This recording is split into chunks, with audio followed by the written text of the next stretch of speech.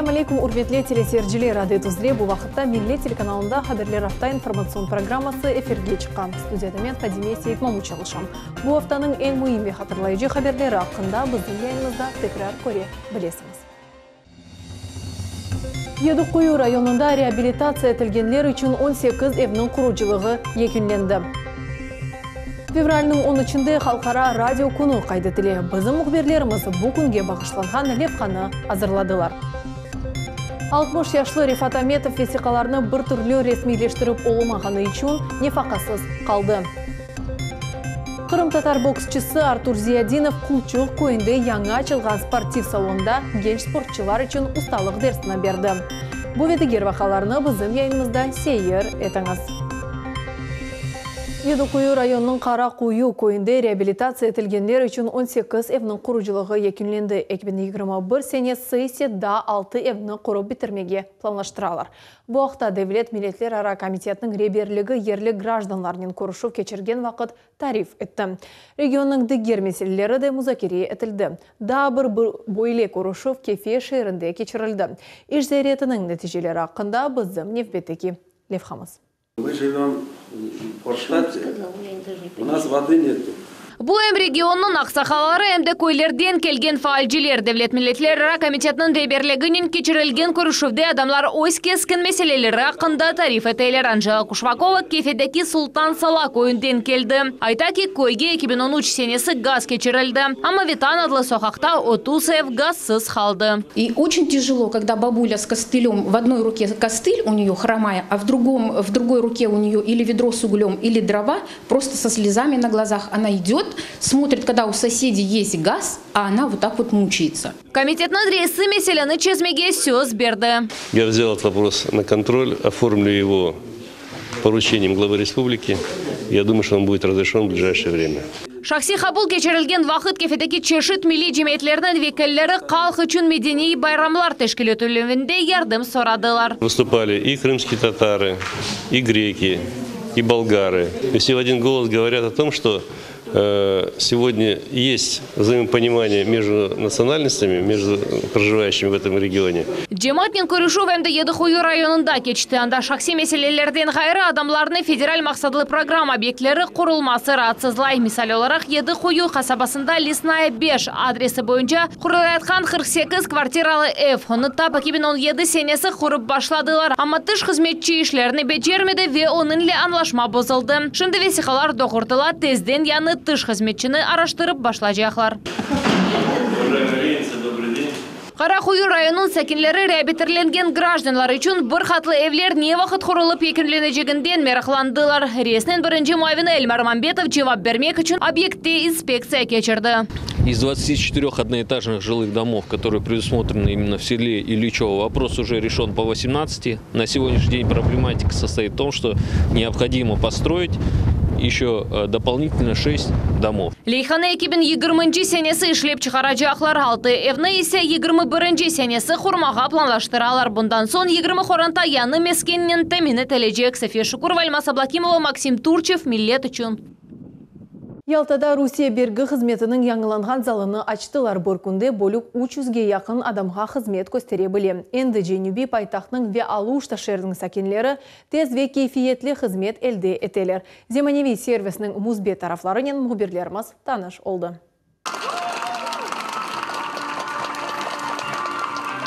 Гүрделі алғышлар ве камераларының ұшығы алтында. Бергі қызметінің яна операцион залы бойле тантаналы суретті ачыла. Инспекция Киевзден бин физик шақысларға ве 5 бин адлеви шақысларға қызмет көстере. В целом налоговые органы Российской Федерации, у них есть свой стиль. То, что вы видите сейчас, город Ялта не явился исключением. Слава Богу, что мы построили здесь, благодаря Федеральной налоговой службе, при помощи местной администрации, замечательный оперзал. Во всех инспекциях, где находятся налоговые органы, есть такой современный оперзал для обслуживания налогоплательщиков. Чоқтан-чоқ кабинетлер еріне әнді мындас зал. Гражданларны пенжерелерді қабул етелер. Ялта виалушта сакинлері бұ ерді ИНН справкалар, Devlet регистрация весиқалары ведигер федераль қызметлерінің алмақ мүмкін. Берге саласындаки бір суальге администратор жауап бере. Система управления очередью, благодаря которой каждый налогоплательщик выбирает услугу, получает талон, соответственно, высвечивается номер окна, куда его приглашают, звуковое сопровождение, и идет и получает услугу. Невбетлер yok derecede onaytlıq ise 100 %. Kullanıcılar zалы hakkında birinci fikrini Yalta sakini Раиса Еланская seslendire. O kiraga berilgen mesken belgisini tölemege kelgen. Очень удобно, молодцы, спасибо большое, довольны, придовольны. Там в темноте невозможно было работать, я в очках и не видно было. А сейчас великолепно, зашли просто культурно, интеллигентно, благородно, все помогают. Земаневей залны Rusya Federal Bergi Hizmetinin üslubunda resmileştirdiler. Stendlerde sık berilgen suallerge cevaplar. Her şey anlayışlı tilinden yazılgan. Takdim etilgen donatma sonki teknik seviyesine uygun. Это образец для подражания не только в работе налоговой инспекции, а образец для подражания приведения в соответствие внешнего облика и благоустройства домов, фасадов, зданий. Hizmet gösteruvnun keyfiyetine çeşit vastalarının kıymet kesmek mümkün. Mesaj, şahsi kabinet Rusya Bergi Hizmetinin saytında. Mutaxassislar eminler karşı bağ servisinin işini iyileştirecek. Я уверен, что будет удобно. Я вот сейчас сам воспользовался, открыл личный кабинет, получил логин, пароль, и смогу заходить в свой личный кабинет налогоплательщика и видеть все свои движения, задолженности. Bu senenin sonuna kadar Kizlev'de de yana operasyon zal açılığı planlaştırıla. Ayşe Şulakova, Diana Bikmanbetova, Vitaliy Golubov, Millet için. Крымхлеб муэссесесі Милли Лейха işinin нәтижелерін çıkardı. Производительность труда и поддержка занятости adlı Лейха 6 aydan beri çalışa. Нәтижелер nasıl oldu? Kim galip çıktı? Bu haqda muhbirlerimizдің malumatı. Асан Алимджанов yüksek mütehassıslık ve Milli Leyha amelge geçirilüğünde gösterilgen teşebbüsler için takdirleniyor. O yarım yıldan beri küçük Danieli şeyler çekinde herkes sevgen böreklerini hazırlay. Все за вас делает машина. Вы только управляете ей. Больше ничего не происходит. Производительность труда деп adlandırılgan Milli Leyha 2019 senesi Kırım'da 11 müessese iştirak etti. Federal merkez 4 müessesinin işini temin etti. Onlardan biri Krımxleb işhanesi oldu. Sınav işleri için küçük Danielik цех seçildi. Вы сделали это своими руками, вы видите облегчение какой-то определенный момент и выход той продукции, которая сегодня будет ускорена. Это очень важно для Крыма, для наших действительно туристов. Müessesinin iş gruppası ekspertlerinin beraberlikte istisalda aksagan yerlerini anık ettiler. Bundan sonra birlikten beraberlikte ceryanın optimizasiyasına geçtiler. 6 ay devamında onların kölemi 30%'ga arttı. Как поработала команда и те рекомендации, которые были даны, соответственно, и выросли объемы производства, освободили свободные площади, которые предприятие может дальше использовать и налаживать новое производство. И, соответственно, исходя из этого, этот опыт можно будет уже перенести на филиалы предприятия, потому что в ближайшее время на Евпаторийском филиале будут проведены такие же изменения и, соответственно, на всех других филиалах. Krımxleb Cumhuriyetimizde otmek mahsulatlarının yetekçi istisalcısıdır. Onun zavodları yarımadımızın 6 şehrinde çalışır. Meçitteki küçük Danielik цехы umumi mahsulatının en büyük kolemi biri. Oksana Kovalyova bunda çoktan beri çalışır. Şimdi o hamurunu kesiklerge bölüyor. 585 грамм. Потом проходит через закруглитель, попадает в расстоечный шкаф. Потом уже идет на формовку. Umumen asortimente mında 100'den ziyade çeşit var. Bu çeşit otmekler, sağlam emek mahsulatları ve farhalı bulkalar. İstisal ceryanı hamur basılığından, yani mayadan başlana her şey mahsulatlarının çeşitine bağlı. Большинство нашей продукции изготавливается парным способом, что нам дает более изысканный вкус и аромат изделия. Также не крошащийся мякиш и дольше сохранение свежести продукции. Пирожки мы готовим опарным способом. Батон карельский, боспорский тоже готовим опарным способом. Вся остальная продукция готовится ускоренным безопарным способом. Sonra hamur basıla ve bölünüvge yollanıla. Bundan son hamur tögerek etici şeyge koyula. Son birkaç vakit hamur ratlanmak gerek. Ve bundan son onun şekli yaratıla ve da tutula. Tek bu yolunu keçken mahsulat pişirilüvge yollanıla. Endi bütün mahsulatını maxsus kutularga yerleştirip satılıvga yollaylar. Krımxleb adlı büyük müessese bir yılda aman 2 milyon kadar para kaytara. Safiye Şukurova, Sevilla Memetova, Ervin Amiraliyev, Millet için. Февральның 13-нде халқара радио күні қайдетілді. Буяш байрам 8 ел эвелсі оны ЮНЕСКО тәшкилатының генераль конференциясында таздықладылар. Қырымда бірінші радиостанциясы кечкен асырның 30-нчы сенелері пейда olды. Бүгін оларның сайысы 20-ден зиядедір.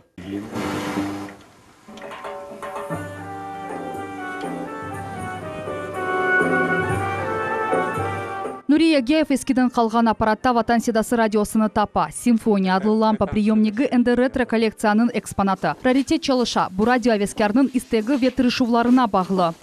Он насыщенный, диапазон расширенный, все эти частоты прослушиваются хорошо, потому что ламповый звук он несравним с транзисторным. Нури Бейнің эсас авескерлерінден бірі. Eski ретро приемниклеріні çalıştırtмақ. Реставрация етмек мерағы 11 ел евелсі пейда олды. Шымды оның коллекциясында 60-тан зияды уникаль экспонат бар. Это же история радиоприемников. Это у меня, например, самый старинный приемник 1939 года. Они еще есть стариннее, но у меня пока их нет, я пытаюсь найти. Удивительный экспонат – это радиоприемник «Огонек».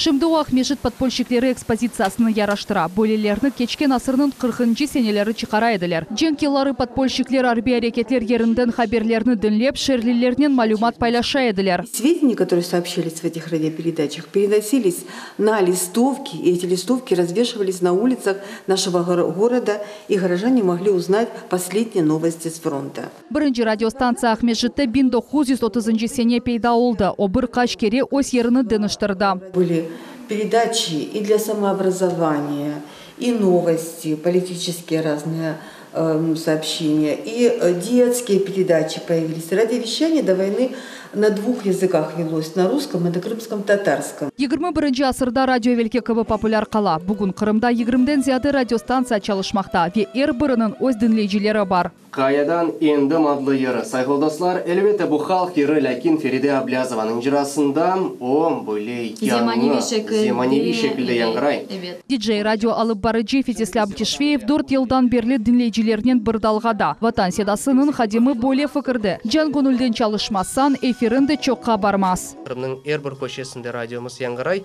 Ве бұңа да біз қуанамыз. Күн-күнден да чоқ телефон ашмалар олғанны өзімізді сеземіз ве халқымыздың бәрі бізді қуанамыз. Бүгін халқара радио күні Ватан седасы адлы Қырым татар радиосы учылығыны қайдеті. Бұндан әвел олар 1 ел девамында тест шекілінде чалышайдылар. Шымды олар ярымадамызда 80% еріні қаплап алалар. Ве бұ ішінің соны дәгіл мұнда чалышқанлар яш ве истидатлы егитлер ве қызлар. Олар мерақлы білгі берген ве егленче программалар азырлайлар. Интернетте де илаве бар. Планларымызда, яғни Қырымдан тыш яйынламақ. Әбетте бұны ғайры біз 3 ел девамында яны проектлер, левхалар üzerinde çalıştık ve elbette biz енді бар яны диджейлер. Қысметесе олар да біздің ватандашларымызды қуандырacaklar ve ватандашларымыздың evinde bizim радиомыз яңғырacak біз әминміз. Радио 7 киловатт Борис радио для всех на приеме. Радио 7 киловатт Борис радио, радио 6 киловатт Дмитрий знак прием. Мурекеп аппаратура ве онларчы кабеллер. Бу ерден радиоэлектроника колледжінің студенті Роман Самила бутун дунянен баға чыға. Радиовескерінің фікірінше юксек суратлы интернет ве смартфонлар девірінде радиобах аля да мод. Это своего рода интернет прошлого.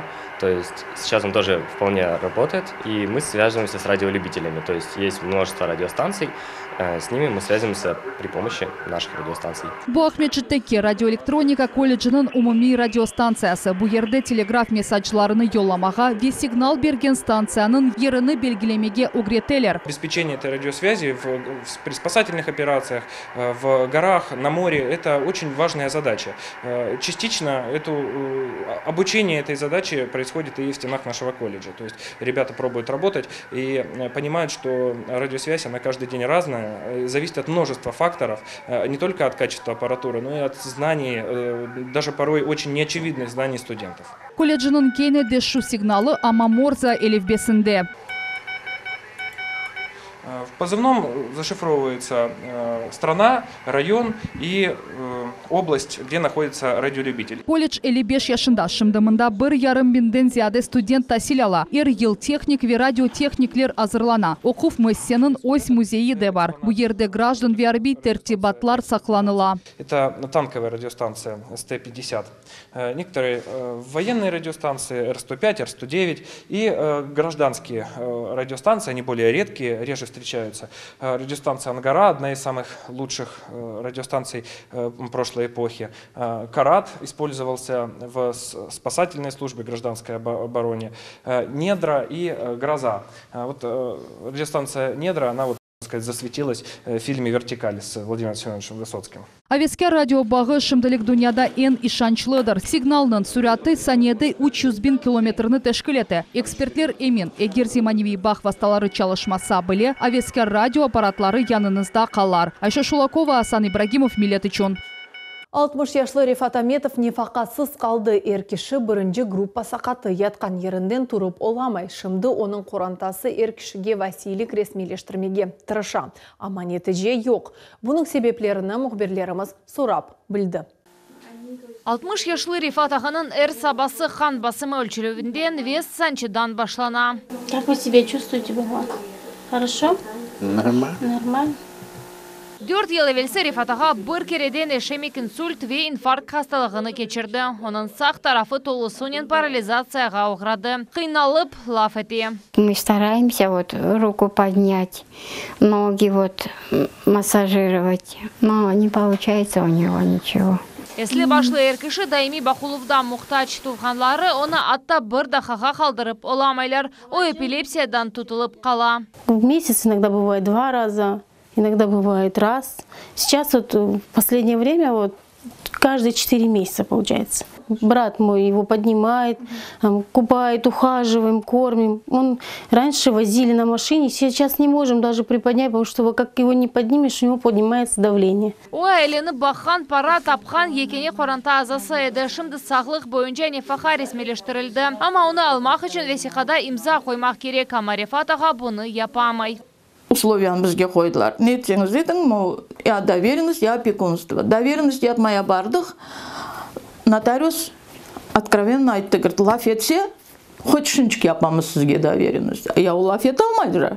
Мына кетірдік, көзіңіздің алдына бақыңыз дедік. Notariusке. İçtimai Qoruv departamentinde ailege Vasilik resmileştirmege tevsiye ettiler vesikalarını toplap başladılar ama mında da kıyınlıklar peyda oldu. Pasportta hatalar tapıldı. Наверное, написали Ташкентская область, но какой республиканы, я знала, УЗ республика. Сейчас нужно полностью паспорт менять. Вот эту страховую. Меня тоже. Менять надо полностью. Adliyevi yardım almak için biz adliyeci Teyfuk Gafarov'a müracaat ettik. Onun sözlerine göre Kırım'da böyle vaziyetler sık rast geliyor ve bu meseleni çözmek mümkün. Для этого достаточно обратиться в суд, и, в принципе, если достаточно иных документов, подтверждающих, что действительно там паспорт, какие-то иные справки принадлежат этому человеку, иногда достаточно бывает представить оригиналы документов, в отдельных случаях иногда нужно бывают показания свидетелей, то есть, в принципе, этот вопрос в судебном порядке решается, по времени это занимает это около 3 месяцев. Аметовлар қорантасы енді яқын вақытта mahkemege müracaat etip ariza yazmak ve hata yapılgan vesikalarını göstermek gereklер. Sonra ise ular Vasilik resmileştirip olurlar. София Шукурова, Султан Еситакаева, Дмитрий Низовой, Милет үшін.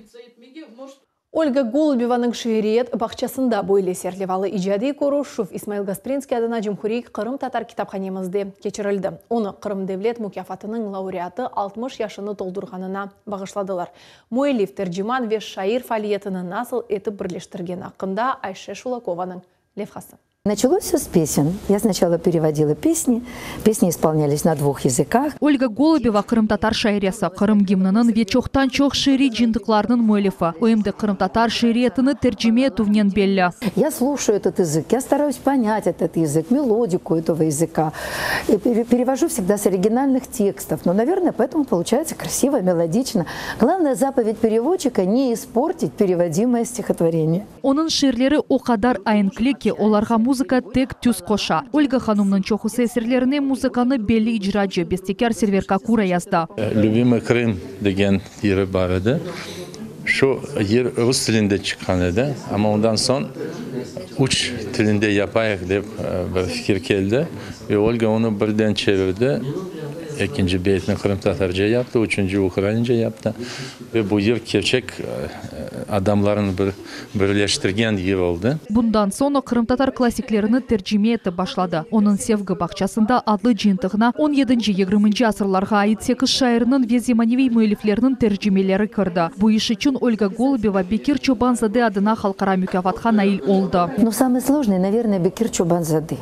Это настолько философские, сложные произведения, и, конечно, переводить очень сложно. Да, собственно, и классика, вот Ашик Умер, это поэт 17 века, язык сложный, язык трансформируется, язык меняется, уже некоторые слова ушли из языка, поэтому, конечно, это тоже сложно. Ольга Голубева Кырымның шерефлі сакина, Кырым Девлет мүкафатының лауреаты, Русия ве Кырым yazıcылары бірлігінің азасы. Bu sene fevral ayının başından beri ОМД Cumhuriyetimizde nam kazanған санат ырбабы oldu. Вам спасибо, что вообще вы в нашем обществе есть. Спасибо что вам вы без вас большое. делали? Спасибо большое. Что вы так красиво татарскую поэзию. Шаиренің 60 yılығына Исмаил Гаспринский адына Кырым Татар китапханенің хадимлері Корушув тәшкілеттілер. Тедбірінің ады да Тимсаль ташыйчы oldu. Ольга Голубеваның шаиреті бақшасында. Вемында оның яны ішіні шаир yazıcı Аблязиз Велиевнің Бала Дүниясы китабының тәржімесіні тағдым еттілер. Битамлар yaşagan koy Karadeniz'e yakın. Etrafı yem yeşil dağ. Nasıl da dülber bakın. Kırım Tatar тіліні теренден білмеген инсан шири эсерлерінің ағыр тәржімесінен енгінлікнен бежере. Бабушка живет моя рядом с Черным морем. Приезжал к ней в гости я бегать на просторе. Тәржіман ұсталығыны Голубева Эмді Велиевнің башқа эсерлерінде açtı. Созвучие сердец adlı жиынтығы үшін о Кырым Cumhuriyeti'nin devlet mükafatına nail oldu. Хотели бы, чтобы вот антология крымско-татарской поэзии вышла под переводом Ольги Владимировны. Это исторический сборник было бы. Я понимаю, это тяжелая работа, долгая работа, изнурительная работа. Но я думаю, она сможет это. Она талантливо переводит. Шаиренің icadını sayıp sevgen ve kadrine yetkenler arasında onun zinadaşları, belli artistler ve Cumhuriyetimizin cemaat erbapları. Bizim Aşık Umar, Cevheri, Çobanzade, Şimizade, Latifzade gibi şairlerimizin Rusça pek ustalık, yüksek seviyede tercüme etti. Pek yaxşı yapar. Bu sene onun ilk şiirler jиынтығы dünya yüzünü kordu. Bala şiiriyeti onun icadına yanı bir basamak oldu. Ayşe Şulakova, Максим Турчев, Millet için. 40-тан зияде спортчы хайриет етбірді топланды. Боксчы Артур Зиядинов яңы құлчық көйінде açılған спортив салонда мастер-класс кечірді. Тедбірді бізім телевизион тақымымызды иштирак етті. Тәфсилатлар ile Фатиме Сейдаметова. 14 yaşlı İmran Koroglu armut деген алети уруларны санабақа. Bu межгулиет боксчының реакциясını yükseltti. Я вот начал недавно заниматься боксом, вот недавно научился бить эту грушу. Мне, в первые разы, да, конечно, тяжело, но потом со временем привыкаешь, легче и начинаешь уже отрабатывать удары, получаться бить, попадать по ней. Имран үшін bu adi idmandегі якында спортнен уғрашы башлаған боксчы Артур Зиядиновның мастер-классына келді. Идман башланмаздан evvelana неви межгулетлер yapıla bu çapovse kruvler ve adaleler tartıluvы, sonra uruvlarının doğru техникасына keçeler. Когда я бью передней рукой, задняя рука у головы постоянно. Никита Науменко мастер-классқа Ақярдан келді. Тамам bu yerде muvaffaqiyetli апперкот uruvының сырını аңладым, дей яш боксчы. Я не знал, что апперкот бьется вот так вот, снизу. Потому что я постоянно его вот так вот бью. İştirakçiler arasında hem aveskарлар, hem de profesyonallar. Абубакр Абдурашидов bu sport çeşitinin endi 2 yıldan beri uğraşa. Kırımның чемпионы ve Grekov hatırasına Butun Rusiya turnirinin prizörü unvanlarına nail oldu. Bu idmanda sportçı Zenadaş'ın uslubunu beğendi. Он учит именно не прям драться, а уже вот именно спокойно и все правильно нарабатывать. то есть школа и терпение. Хайриет ятборның тешкилячысы Артур Зиадинов. Профессиональ боксчы Канадада чықышта болуна чет елде кечерген 12 күрешінден 9-ында ғалібенің нокаут тілі қазанды. Да бір кере еңілмеді. Невбетека ғалібесінден соң Қарым Арсланы ана ватанымызда мастер-классны кечере. Бойында ана неге чеварылды. Я дал такое основное, но очень важное. Напомнил, показал, как правильней. И надеюсь, многие из ребят, молодых особенно, что-то для себя взяли. И, как я говорю, в будущем это даст им пользу. Умумен мастер-класста Қырымның чешет регионларындан келген 40-тан зияде яш боксчы топланды. Бұны Хайриет етборы деп тесадуфен адландырмадылар. К сожалению, на сегодняшний день есть дети, которые тяжело больны, и им нужно помочь. Қолчуқ көндегі спортив залда Хайрия акция бойле шекілде башланды. Анда Қарым Арсланның ресімі олған футболканы сатын алмақ мүмкін еді. Паралар мұқтаж олғанларға йолан алacak. Фатиме Сейдаметова, Рамазан Аливапов, Миллет үшін.